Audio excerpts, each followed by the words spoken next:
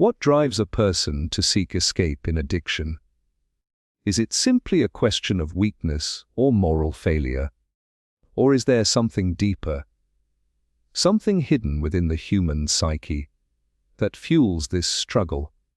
Today, we explore the profound psychological and spiritual dimensions of addiction, guided by the groundbreaking insights of Carl Jung.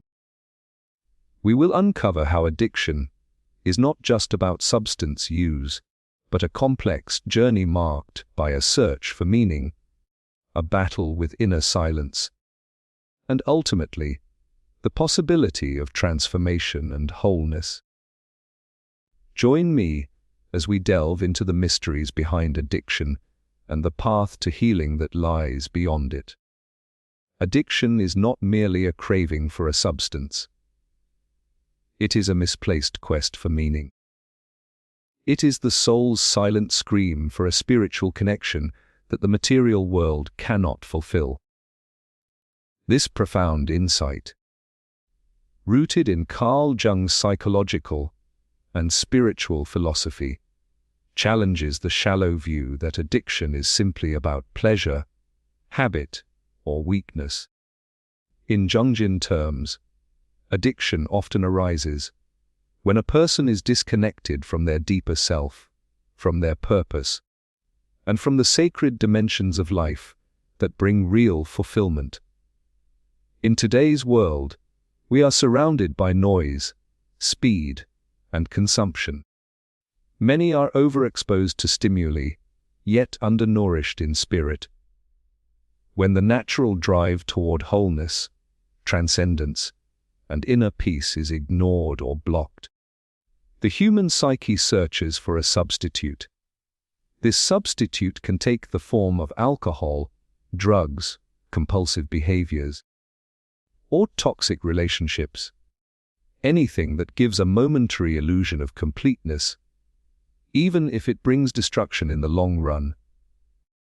In Jung's view, addiction becomes a tragic misdirection of the very same energy that could have led a person toward growth, healing, and spiritual awakening. Jung famously commented on this in his correspondence with Bill Wilson, the co-founder of Alcoholics Anonymous. He suggested that the alcoholic's craving for alcohol was, at its core, thirst for wholeness, or what he called a longing for a numinous experience, an encounter with the divine or sacred. In other words, the addict is not merely seeking intoxication, they are reaching for transcendence, albeit in a form that leads them away from the true source of peace. This reinterpretation of addiction shifts the conversation from moral condemnation to psychological and spiritual understanding. Addiction, in this light, is a kind of unconscious ritual. It follows patterns and rhythms much like religious practices do, rituals of preparation, anticipation, climax, and release. The difference is that these rituals serve not to elevate the person but to numb them. Instead of providing illumination, they create deeper shadows. The addict is searching not for pleasure alone, but for relief from existential pain. Pain caused by feeling disconnected from themselves, from others, and from any sense of higher meaning. In many spiritual traditions, suffering is considered a necessary passage toward self-realization. But when suffering lacks context or meaning, it becomes unbearable. The modern addict often suffers in isolation, with no community, no language, and no sacred framework to process their inner turmoil. In the absence of a real spiritual container, the psyche improvises, and addiction becomes its failed solution. What was meant to be a journey of becoming turns into a cycle of escaping. Jung taught that the psyche naturally moves toward integration. toward individuation. A state where the conscious and unconscious selves are in harmony. But when the inner world is denied or repressed, this process is interrupted.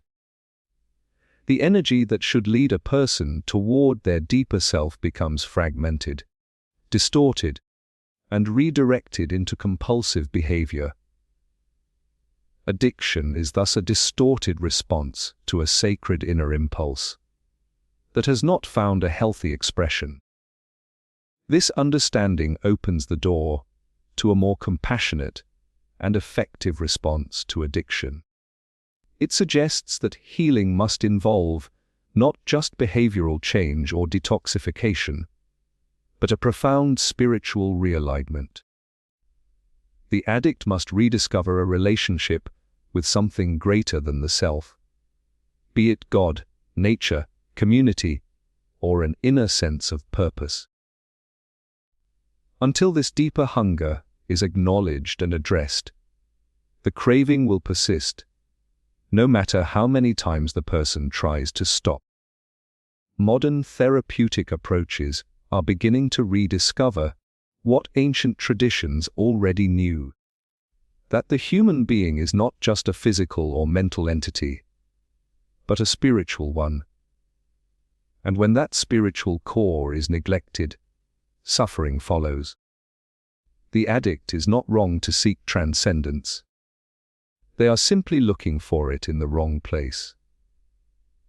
What they truly need is a sacred path, a guiding light, and the courage to walk through their inner wilderness. Behind every addiction lies a shadow, buried memories, suppressed emotions, and unhealed wounds. What the addict runs from is not the world, but themselves. This concept, central to Carl Jung's psychology, reveals that the human psyche is not a unified whole, but a divided reality, where parts of the self are pushed into the unconscious because they are too painful, too unacceptable, or too overwhelming to confront. These rejected parts form what Jung called the shadow, and it is within this shadow that addiction finds its roots. The shadow is not inherently evil or malicious. It is simply the part of us that we refuse to see, the emotions we have been taught to deny, and the experiences we have not been allowed to process. When someone is traumatized, whether by abuse, neglect, humiliation, or chronic invalidation, their conscious mind often distances itself from that pain as a survival strategy. But the pain does not disappear. It settles into the unconscious, gathering energy, influencing behavior from the dark, and waiting for an outlet. Addiction becomes one such outlet, a coping mechanism crafted by the psyche to avoid direct confrontation with the repressed self. For many addicts, the substance or behavior they are addicted to offers more than escape. It offers temporary safety. It becomes a defense against the unbearable weight of unprocessed grief, shame, fear, or rage. To those on the outside, the addict may appear weak or reckless, but in truth, they are often battling powerful emotional forces from within that have never been named or accepted. Their addiction is not a voluntary indulgence. It is a psychological shield. Jung emphasized that the path to healing lies not in denying the shadow, but in facing it, integrating it, and learning from it. But for the addict, the shadow is too painful to approach without guidance. It may contain memories of rejection, experiences of abandonment, or identities they have disowned. In childhood or early adolescence, they may have learned that to be vulnerable is to be unsafe, and so they developed protective facades, masks of competence, humor, aggression, or detachment. addiction becomes a mask of its own, disguising the woundedness that lies beneath. The problem arises when this mask becomes fused with identity. The addict begins to believe they are their shadow. They internalize shame and come to see themselves not as someone who has experienced suffering, but as someone who is broken beyond repair. The more they believe this narrative, the deeper the addiction becomes. It is not just a habit. It is a form of emotional camouflage. They disappear into the addiction to avoid the deeper terror of confronting who they really are beneath the persona. Jungian therapy does not seek to eliminate the shadow, but to bring it into consciousness. It calls for the individual to explore their inner landscape with honesty and courage. The shadow is not just a container for pain. It's also the source of untapped creativity, passion, and authenticity. By confronting their inner darkness, the addict can begin to reclaim parts of themselves that were once rejected. But this process is delicate. The shadow cannot be integrated by force. It requires compassion, patience, and a willingness to sit with discomfort. In many cases, addiction serves as a doorway to this shadow work. The very act of reaching rock bottom or experiencing repeated relapses may finally force a person to ask the deeper questions. What am I running from? What have I refused to feel? Whose voice have I silenced inside me? These questions are not easy, but they are essential for transformation. Addiction, as painful as it is, often carries within it the unconscious desire for wholeness. The person is not trying to destroy themselves. They are trying to escape the fragmented self they no longer know how to live with. The shadow, then, is both the source of addiction and the key to recovery. It reveals that healing is not about becoming someone new, but about becoming someone whole. The addict must travel inward, not outward, toward the lost parts of their psyche that still cry out for acknowledgement. Only in that vulnerable encounter with the inner wounds can the foundations of addiction begin to dissolve. Addiction is often misunderstood as a pursuit of pleasure, when in truth, it is more accurately a flight from pain. It is not about indulgence but avoidance. The addict is not necessarily chasing euphoria, but rather seeking a way to silence the internal suffering that feels too raw, too overwhelming, or too undefined to endure. Carl Jung recognized that human beings do not suffer meaningless pain in silence for long. They find ways, conscious or unconscious, to anesthetize themselves when life becomes unbearable. Addiction becomes one of the most tragic and persistent ways the psyche attempts to escape pain when healthier mechanisms are absent or unavailable. The pain that underlies addiction is rarely immediate or situational. More often, it is chronic, existential, and rooted in early emotional wounds. It might arise from deep-seated loneliness, from the absence of unconditional love, from childhood trauma, or from the invisible scars left by neglect, criticism, and shame. These forms of pain are rarely expressed directly. They live in the body as tension, in the mind as anxiety or depression, and in the spirit as a hollow ache. Without the language or support to articulate this suffering, individuals turn to substances or compulsive behaviors that offer short-term relief. The addiction acts as a surrogate, an emotional crutch that becomes essential for daily survival. In this sense, addiction becomes a paradox. The substance or behavior brings relief, but only temporarily. Once the effect wears off, the pain returns, often magnified by guilt, social consequences, or physical deterioration.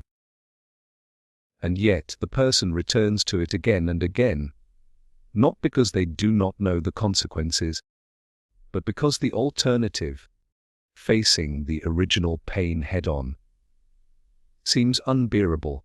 Over time, the line between pain and relief becomes blurred. The addiction, which started as an escape from suffering, becomes a new source of suffering in itself. But it is a familiar suffering, one that feels safer than the unknown chaos within. Jung's depth psychology invites us to understand this dynamic, not as a moral failing, but as a psychological misdirection. The human mind is deeply resourceful. It will protect itself in any way it can.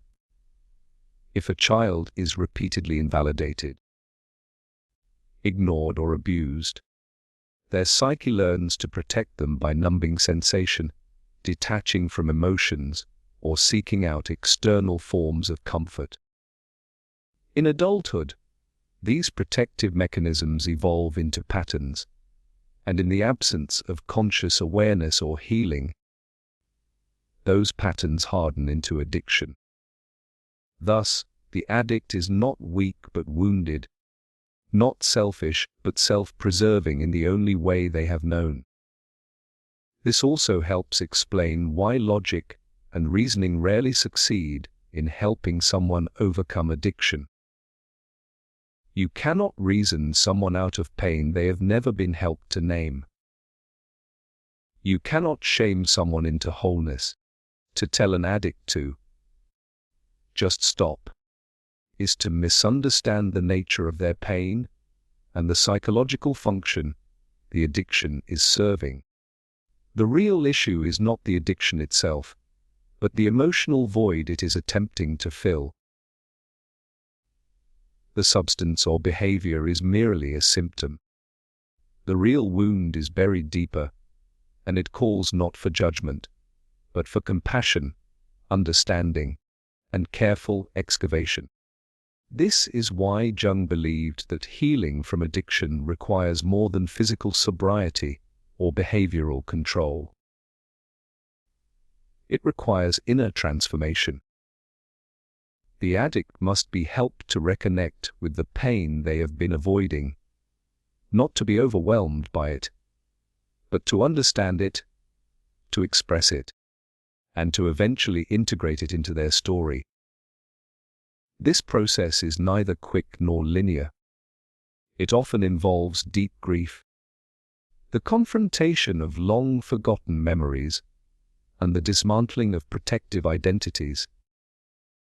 But through this painful yet necessary process, the addiction loses its power. Not because the desire has disappeared, but because the person no longer needs to run. In the absence of a safe inner world, the external world becomes unbearable.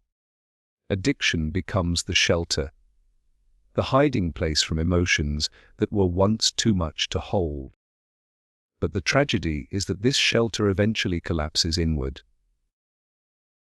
Jung saw that many who suffer from addiction are, in fact, seekers.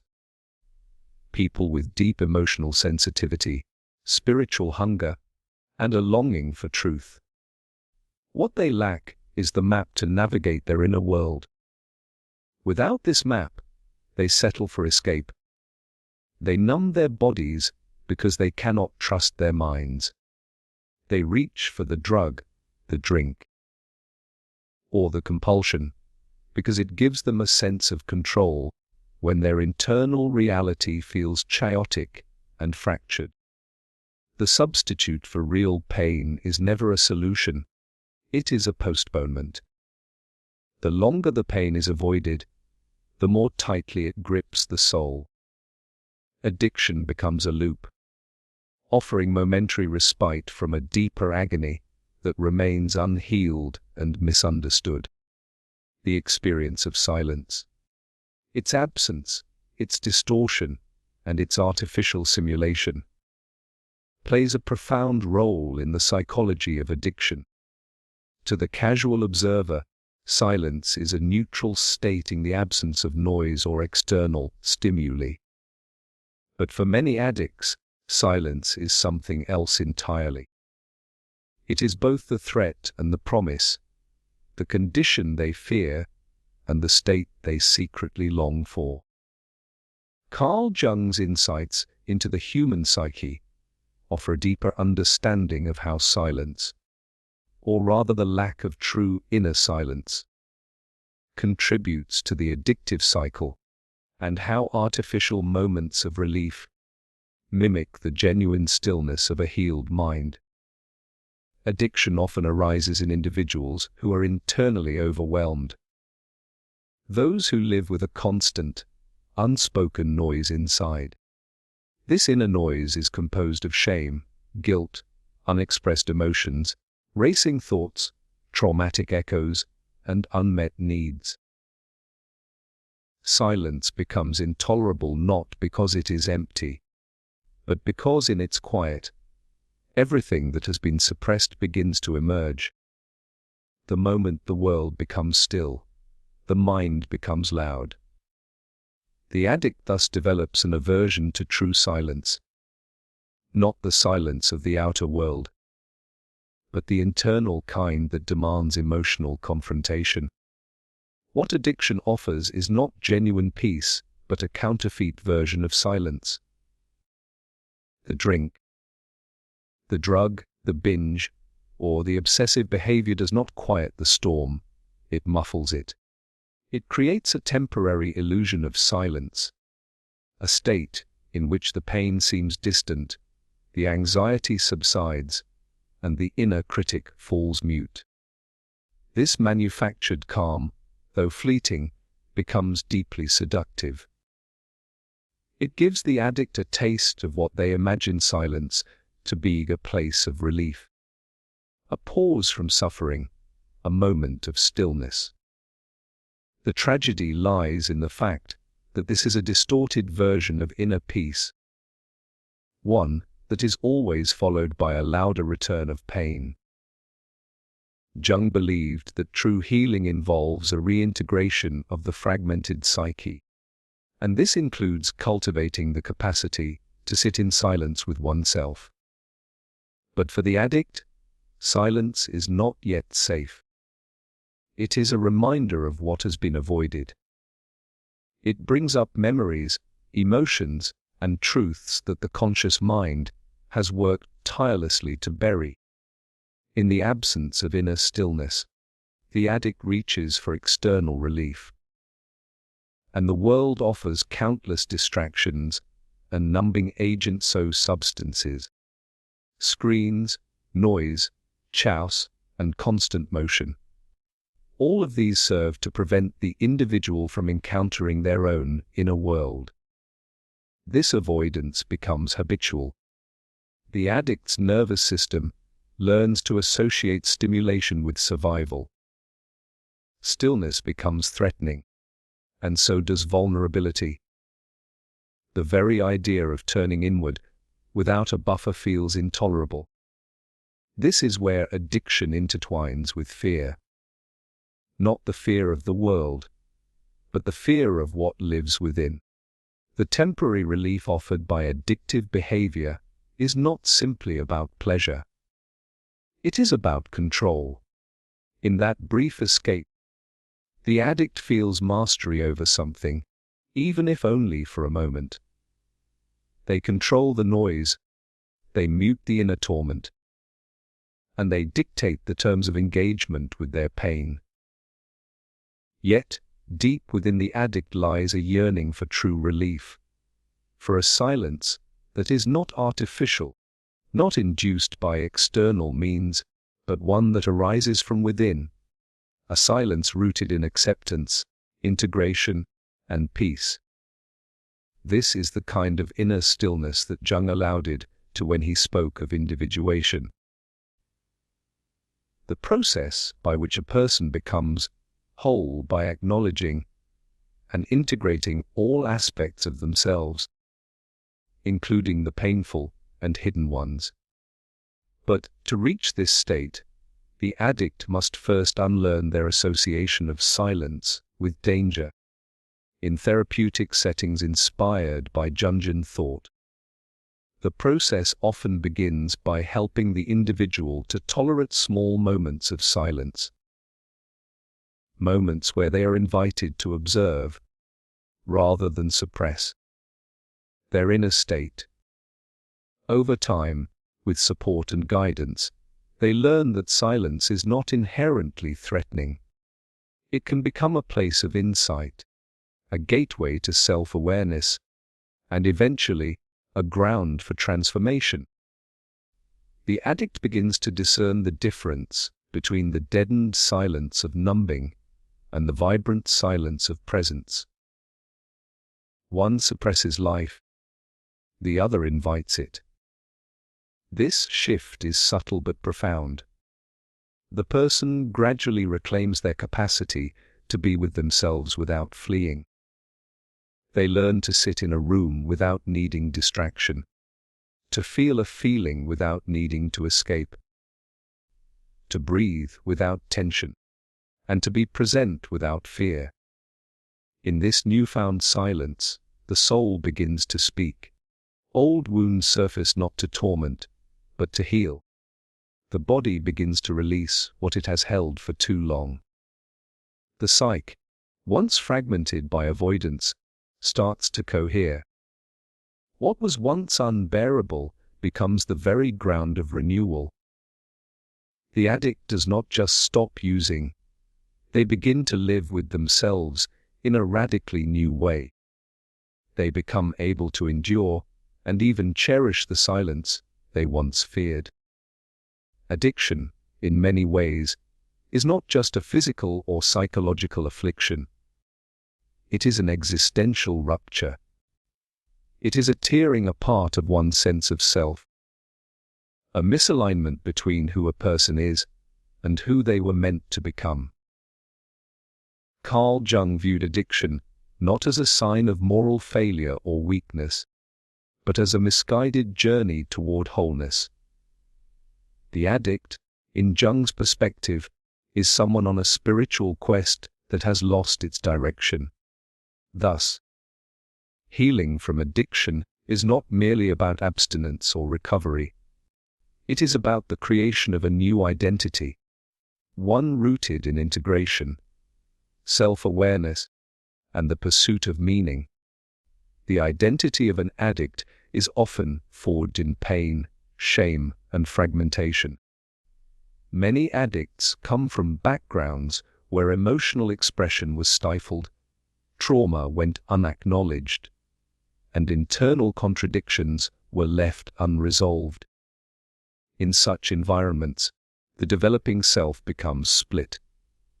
There is the surface identity that conforms to expectations and hides vulnerability, and beneath it, a shadow self filled with unmet needs, suppressed emotions, and inner conflict.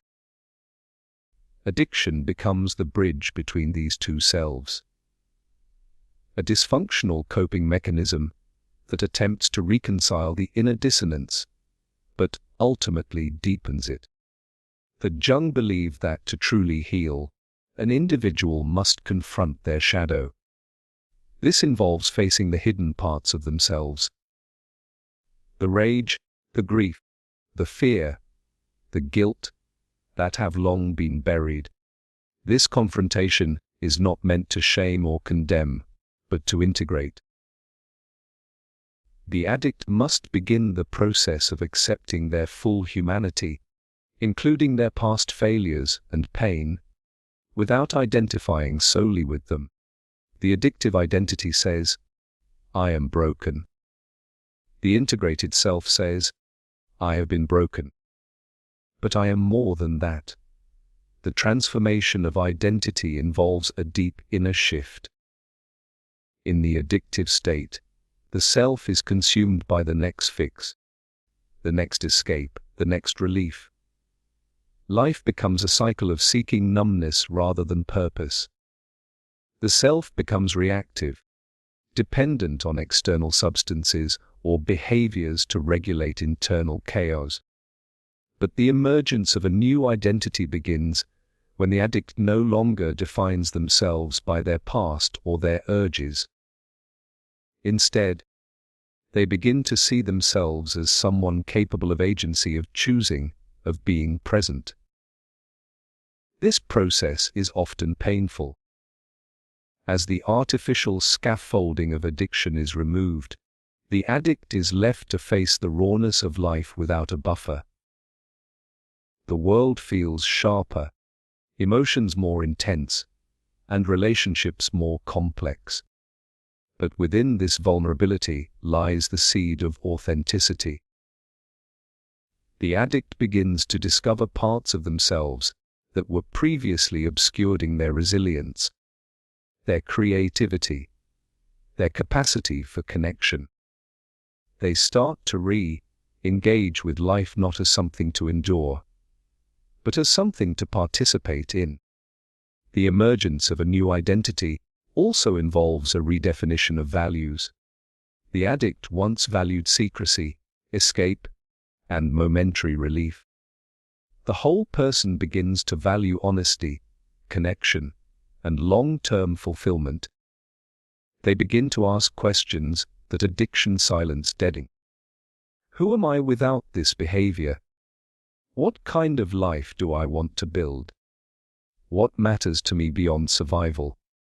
These questions are not easily answered, but the act of asking them signals the birth of a self that seeks truth rather than avoidance.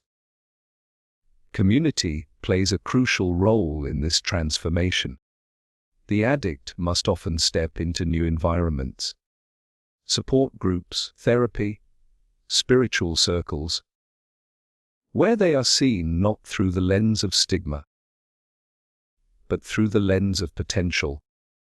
Being witnessed in both one's pain and one's growth is a powerful force. It affirms that identity is not fixed, that change is possible, and that the story of addiction does not have to be the final chapter. These relationships provide the mirror through which the individual can see themselves anew. Not as a broken person trying to get better, but as a whole person returning to themselves. The reconstruction of identity is deeply spiritual in nature. Jung often spoke of individuation, the lifelong process of becoming one's true self. For the addict, individuation means moving beyond the false self that addiction created and toward an integrated self that embraces all parts of the psyche. This includes reclaiming the inner child that was abandoned, the dreams that were deferred, and the inner voice that was drowned out by substances or compulsive behaviors. It is not about becoming someone new in the superficial sense, but about uncovering the person that addiction tried to bury. This transformation is not linear. It is cyclical and layered. Each step forward may be followed by a step back. But even in relapse, there is learning, growth, and the opportunity to choose again. In examining the complex psychology of addiction through the lens of Carl Jung's insights, it becomes clear that addiction is far more than a mere physical dependency or a failure of willpower. It is, fundamentally, a profound spiritual and psychological struggle, a search for meaning amid internal fragmentation and pain. The addict's journey begins with an attempt to fill an existential void, often masking deeper wounds and unresolved inner conflicts. This search for relief through artificial means reflects a deeper yearning for genuine silence, peace, and integration. Addiction, therefore, can be understood as both a symptom and a distorted attempt at healing, where the individual psyche tries to silence unbearable inner turmoil through external substances or behaviors. Yet, true healing arises when the individual learns to embrace the silence they once feared, sitting with their pain and shadow without avoidance. This courageous inward journey opens the door to transformation, allowing the addict to confront and integrate the fragmented parts of the self. Ultimately, recovery is not merely about cessation of addictive behavior, but about the emergence of a new, whole identity. One that acknowledges past suffering yet moves beyond it to reclaim agency, authenticity, and a renewed sense of purpose.